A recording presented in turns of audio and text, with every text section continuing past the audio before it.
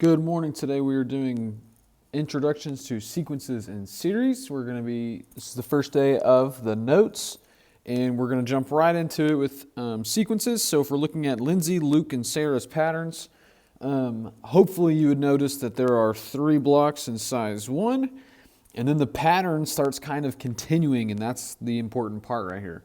The pattern starts to continue. We went from this L shape to an L shape and another L shape, so that would be 6 blocks in total. Then we had the original, the size 2, and then we had another one, size 3, so that would be 9. So if we make a prediction about how many blocks for size 4, well, that would be 12, and then size 5 would be 15. And then size 10 is going to be a little more difficult to figure out. So if we notice, each time we are getting how many more blocks? Well, 3 more blocks. Well, the math you would need to do that is, well, you just add 3 to each time. So plus 3, plus 3, plus 3, plus 3. And then eventually you could just count it out and figure out what size 10 is. But what's important for us is we're going to be figuring out at times where size like 105 is. So we're not going to want to count all those out. So we're going to need to be able to write an equation that represents the change as we go through the sequence of events, the sequence of things that are happening, okay? And so for this one, we're going to be able to write our equation in 2 different ways. One's going to be recursive, and then one's going to be general. Recursive is talking about when you use a previous spot in the sequence to help you determine the next spot. So I'm going to say that again. A recursive equation uses the previous spot to help determine the next spot in the sequence. So if I'm looking at size 2 and I know that answer is 6, well, I'm doing something with the spot before it, 3, and then I'm adding 3 to it. So it'd be 3 plus 3 gets 6. Well, if I was going to find 9, 9 would be equal to the previous spot plus however much we're adding, so that'd be the 6 plus the 3. So we're using the previous spot in the sequence to help us determine the next one.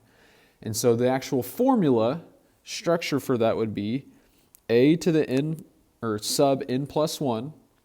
N is the number in the sequence. And so this is saying we're going to the spot in the sequence 1 past where we're at. So I need to know where we're at. And then if you notice the math that we're doing to it up here each time is we're just adding 3. So every single time through the sequence we are adding 3. Okay. The general equation would be, since we're being very consistent and it's a repetitive pattern, we could also just call this a sub n equals 3 times whatever number in the sequence we are. 3 times the number in the sequence. So if we listed them all out, we would figure out, but we could also just say, well, size 10, 10's the 10th spot in the sequence, so then we know that there's going to be 30 blocks for that one. Okay? Continuing on to Luke's pattern, a little more complicated, but it's a similar idea. So we're starting with 5 blocks, and then if we count, we get 11 blocks, and then we get 17 blocks. So if you notice, we're consistently adding 6 each time. So for size 4, there should be 23, then there should be 29, and then again, I don't know, for size 10. So we're going to need to kind of go back that same thought process again and say, well, each time we're adding 6, again, that'd be plus 6 to whatever.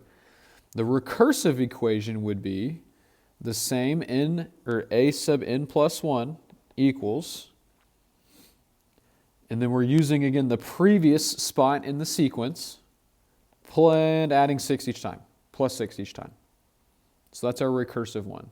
Okay. The general equation is going to be a little bit harder to figure out. So if we're adding 6 each time, well, the number in the sequence times 6 should give me the total, except I'm starting with 5.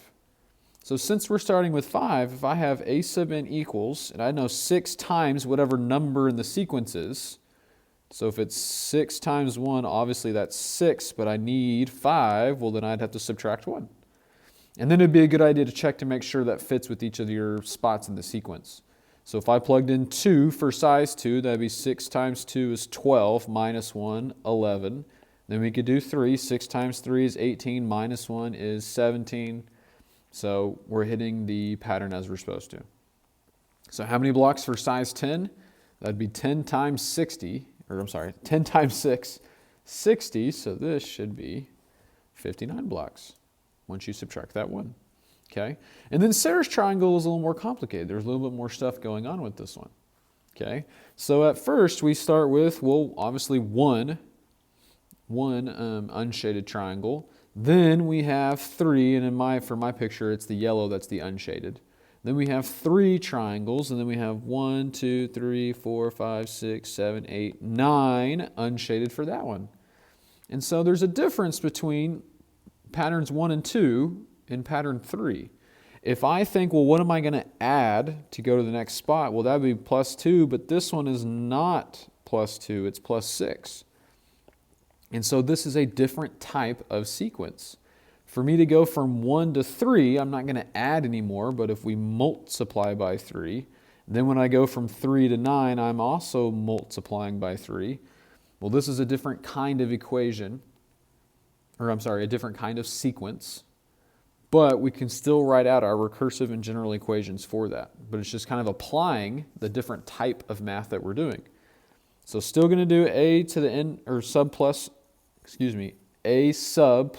plus 1 is equal to the previous term, but now we are multiplying by 3, so I'm going to put times 3. You just triple it. So I know if size 3 is 9, then size 4 has to be 27. And then size 5 would have to be, what is that, 81. 81. Okay, and then we can just keep going through. Go all the way through to size 10. So size 10 should be, by this logic, 300. Or is it? Is it 300? I don't think it is 300. Let's go back. Okay, let's actually write the general equation and then we'll double check on size 10 because I don't think it is 300.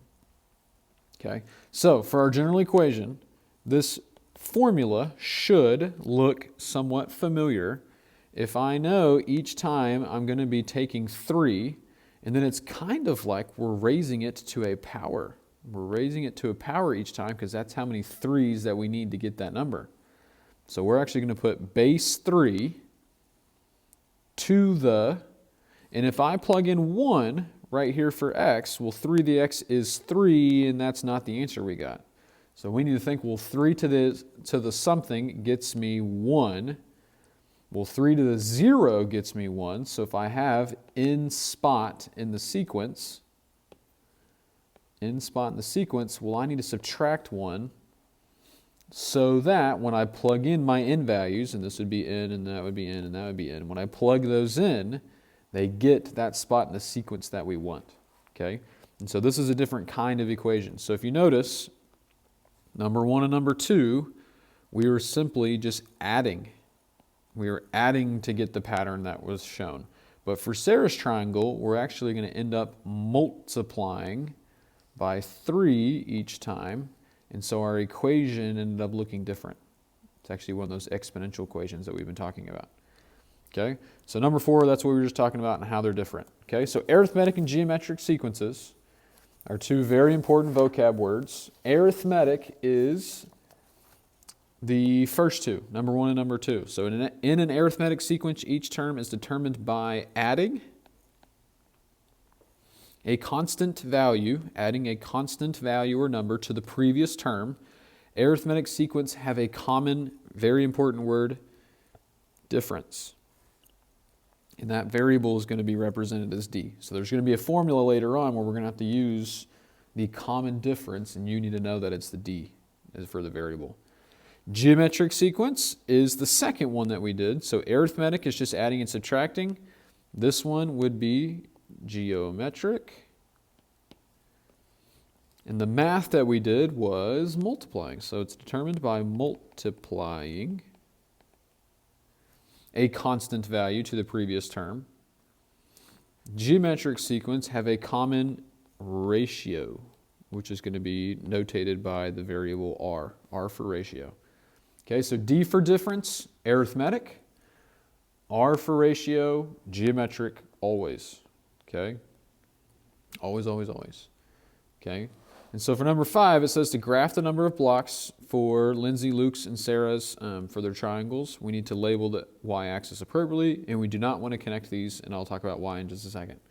Okay, so for Lindsay, we had a maximum once we got to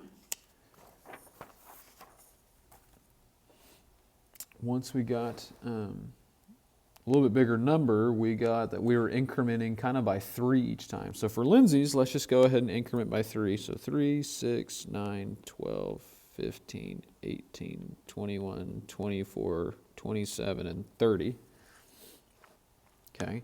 And then I knew in the first spot in the graph, we were going to have 3 blocks, and the second spot was 6, and then 9, and then 12. And so the pattern that this ends up making is linear.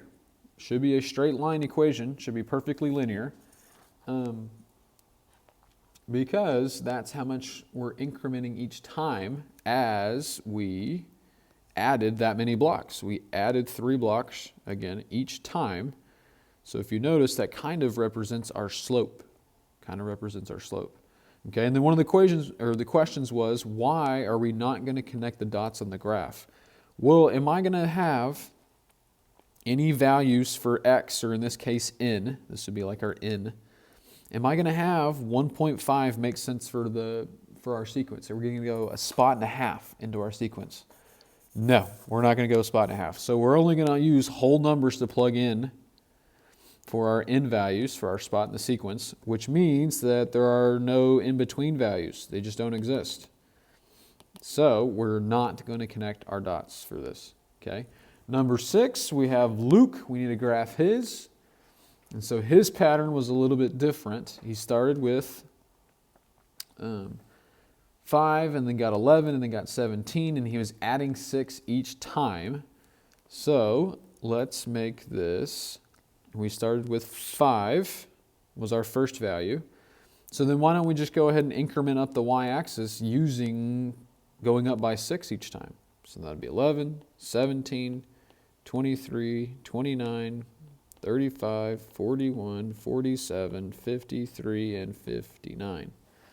Okay, so the first spot we were at 5, and then we added 6, and then we added.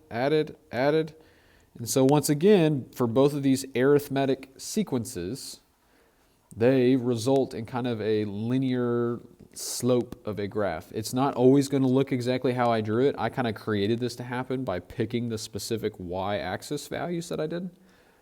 But the important part is it's linear. You should be consistently and constantly increasing by the same number each time, which is the common difference. The common difference for Lindsay was 3, and the common difference for Luke was 6. And so that's how much we were increasing up each time by. But for Sarah, with her triangle, it was different. For Sarah's triangle, it's different. For hers, this is more of an exponential problem that's going on. And so if I plug in and kind of try to treat this the same way, and I said, okay, her base is 3, so we did 3, 6, 9, 12, 15, and 18, 21, 24, 27, and that would be 30 up at the top. When I plug in 1, back in her equation, if I plug in 1, well, we should get 1 as an output, because anything to the 0 power is 1. So 1 would be 1 right there. If I plug in 2, we'd get 3. If I plug in 3, we would get 9. And then if I plug in 4, we should get, let's go back to the equation just to make sure, we had 27. So I'm already almost off the graph. And so if you notice, this is more, and again, we're not going to connect the dots, but this is more behaving like an exponential function that we did all with last unit. Okay? So there's 2 different types. Again, arithmetic, consistent, common difference. And for this one, for this one it was 3, and this one it was 6. But for Sarah, this would be a ratio, a common ratio, and this ratio would be the 3, because we're multiplying by 3 each time. Okay, so we just kind of talked about the different things that we noticed in the graphs. Jumping to number 9, now we're just given a sequence, and we need to determine if it is arithmetic, geometric, or neither. and if it has a common ratio or common difference. So if we're looking at number 9, we first just need to determine the pattern. So if I go from 5 to 6, there's not really a way for me to multiply to get to those two numbers, but I can subtract by 11. And then if I go from -6 to -17, I'm also subtracting by 11, and then I'm also subtracting by 11. Since this pattern is consistent, this means it has a common difference of -11, which negatives are fine. Negatives are fine. And if you have that common difference, that means it is arithmetic. Arithmetic. Okay? So we're just decreasing. We could be increasing or decreasing, but it's the common difference each time, adding or subtracting. Number 10, if we want to go from 4 to 12, or I'm sorry, -4 to 12, I could think, well, if I'm multiplying, maybe I'm multiplying by -3, but when I go from 12 to 28, I'm definitely not multiplying by -3. So it's not going to be geometric. Well, if I think, okay, maybe I'm adding. If I go from -4 to 12, that would be plus 16. And this would also be plus 16. But then when I go from 28 to 42, that's only plus 14. And so since these numbers, the pattern is not consistent all the way across, it is not arithmetic or geometric. This would be neither. This one would be neither. Okay? It's got to be consistent all the way across the board. Number 11 we have, and there's a really big sign for this one to tell you what kind you should check. So first, if I'm at -2 and going to 6, we would just be adding 8. But if I go from 6 to -18, well, now all of a sudden I'm a negative. Well, there's no way to add and subtract a number for that to happen. So arithmetic is already gone. There's not going to be a common difference. But if I'm at -2 and I'm multiplying by -3, I can get to 6. And then since the sign is changing, I'm multiplying by -3 again, and then multiplying by -3 again. So there is our common ratio, because I'm multiplying by 3 each time. So this one would be geometric, with that common ratio being -3. Okay? And then finally, number 12. Again, we're just looking at it. We could say 8 to 16 would be plus 8, and that would be plus 8, and that would be plus 8. So since we're adding consistently, this would be arithmetic with a common difference of 8. Arithmetic common difference of 8. Okay? There's another thing that it says in here that we need to find the next 3 terms. I'm going to go ahead and let you do that. As long as you can figure out what the common difference or common ratio is, you just need to perform the correct operation to the sequence and just keep it going. That's all it's really asking you to do. All right?